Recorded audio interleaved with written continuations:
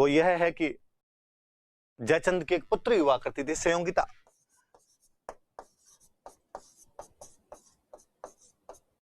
जयचंद की संयोगिता नाम की एक पुत्री थी और ऐसा कहा जाता है कि संयोगिता पृथ्वीराज चौहान को प्यार करती थी। वह पृथ्वीराज चौहान पर फिदा थी और उससे शादी करना चाहती थी। जब उसके पिता जयचंद को यह बात पता चली तो कोई पिता इस बात को तो कैसे स्वीकार कर पाए कि उसकी पुत्री उसके दुश्मन से प्यार करती है। पर ऐसे में क्या किया जाए? पता चल जाए कि भाई वो अड़ी हुई कि मैं पृथ्वीराज से शादी करूंगा। गांव में घरों में हम इधर उधर आसपास में जब देखते हैं कि ऐसा कोई मैटर आता तो घर वालों को लगता है फटाफट और किस शादी कर दो। पर उस समय राजकुमारियों की यूं शादियां होती नहीं, कहते सममवर रचे जाते थे। तो राजा जयचंद ने एक सममवर का आयोजन किया। स्वयं खुद वर पति का चुनाव करेगी। भारत के तमाम राजकुमारों को पीले चावल भेजे गए कि अपने रिज्यूम के साथ में हाजिर हो। राजकुमारी संयोगिता सममवर में आप में से किसी एक वर का चयन करेगी। पृथ्वीराज चौहान को छोड़कर उस सममवर में पृथ्वीराज चौहान को बुलाया नहीं गया, बाकी सबको बुलाया गया। ऐसा भी कहा जाता है कि जयचंद इससे भी थोड़े आगे बढ़े और उन्होंने पृथ्वीराज चौहान की स्टेच्यू बनवाई।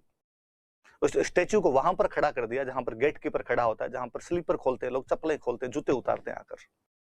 इसके माध्यम से जयचंद ये संकेत देना चाहते थे, सिंबल देना चाहते थे, बताना चाहते थे कि पृथ्वीराज चौहान की औकात, उसकी हैसियत केवल मेरे गेट कीपर की है, राजकुमारी से शादी की बात तो बहुत दूर की है। बाकी सब राजकुमार पंडाल के अंदर बैठे हुए, पृथ्वीराज चौहान की बाहर मूर्ति खड़ी हुई। राजकुमारी संयोगिता के हाथ में वरमाला दी गई और उनको कहा गया कि ये तमाम राजकुमार जो है आप इनका परिचय प्राप्त कीजिए, इनमें से जो भी आपको पसंद आए उसके गले में वरमाला डाल दीजिए। राजकुमारी संयोगिता एक एक से पूछती है कि पिछले टेस्ट में कितने नंबर आए थे, मेवाड़ मारवाड़ दोनों कंप्लीट है क्या, करंट भी पढ़ते हो या नहीं पढ़ते हो, साथ में पॉलिटी वाले टेस्ट की तैयारी कर रखी है या नहीं कर रखी है, शाम को लाइव क्लास में आते हो कि नहीं आते हो। तो जो शाम को लाइव में नहीं आते थे उनको तो वैसे ही उसने रिजेक्ट कर दिया था। उसने कहा नहीं, इन लोगों को तो कोई मतलब ही नहीं है, पढ़ाई की तरफ ध्यान ही नहीं है इनका। फिर जो लाइव में भी आता था, जिसके टेस्ट में नंबर भी अच्छे आते थे, जो नोट्स भी खुद बनाता था, पीडीएफ का इंतजार नहीं करता था, हाँ जो पीडीएफ करते रहते थे उनको भी उसने रिजेक्ट कर दिया था। उसने कहा नहीं, इनमें से तो किसी आदमी को नहीं लूंगी। स्वावलंबन नाम की भी कोई चीज होती है और उसको कहते हैं पंडाल में कोई पसंद नहीं है। उसने कहा सब निक में, सब में कमी है, कोई लाइव में नहीं आता होगा, कोई पीडीएफ मांगता होगा। और कहते हैं कि संयोगिता बाहर निकली और उसने पृथ्वीराज चौहान की जो स्टेच्यू लगी हुई थी उसके गले में माला डाल दी। आगे की कहानी कुछ यूं है कि इसी दौरान पृथ्वीराज चौहान अपनी आर्मी लिए हुए बाहर छुपा हुआ था, बाहर खड़ा था। संयोगिता पहले ही उसके पास मैसेज भेज चुकी होगी और पृथ्वीराज चौहान वहां से संयोगिता को लेकर अपने घोड़े पर फरार हो जाता है।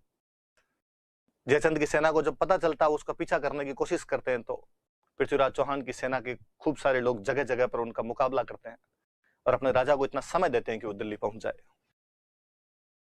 तो पृथ्वीराज चौहान जयचंद की पुत्री को बलपूर्वक वहां स्वयंवर से लेकर आ जाता है और शादी कर लेता है उससे। तो संयोगिता जो कि जयचंद की बेटी थी, उसे भी इनके बीच का एक कारण माना जाता है।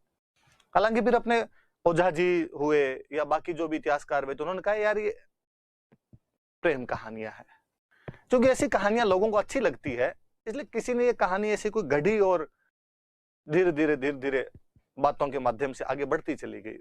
बाकी चीजें जल्दी से लोगों के समझ में नहीं आती, ये थोड़ी इंटरेस्टिंग है, समझ में आ जाती है, लोगों को कहीं जुड़ाव महसूस होता है खुद का, तो ये प्रेम कहानी पॉपुलर हो गई। बाकी इसमें हिस्टोरिकल फैक्ट नाम की कोई चीज नहीं। पर कालांतर में अपने दशरथ शर्मा, जिनकी book the early Chauhan dynasties है,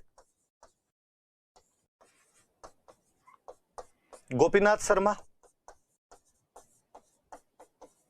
एक वो जिन्होंने बापा रावल की तुलना चार्ल्स मार्टेल के साथ में की थी, चिंतामणि विनायक वैद्य, इन सब ने इस प्रेम कहानी को स्वीकार किया है। ये जो संयोगिता वाली लव स्टोरी है इसको स्वीकार किया है। कोई ये पूछ लेगा कि संयोगिता की प्रेम कहानी को एज ए हिस्टोरिकल फैक्ट कौन कंसिडर करता है? डॉक्टर दशरथ शर्मा करते हैं, गोपीनाथ शर्मा करते हैं, सीवी वैद्य करते हैं। कौन नहीं करता? तो इनके अलावा नहीं करते। बाकी वाले जो होते उनके नाम अपने को क्यों याद करना है? तो चौहानों और गहड वालों के बीच में डिस्प्यूट के क्या क्या कारण थे? तो गहडवाल चंदेलों को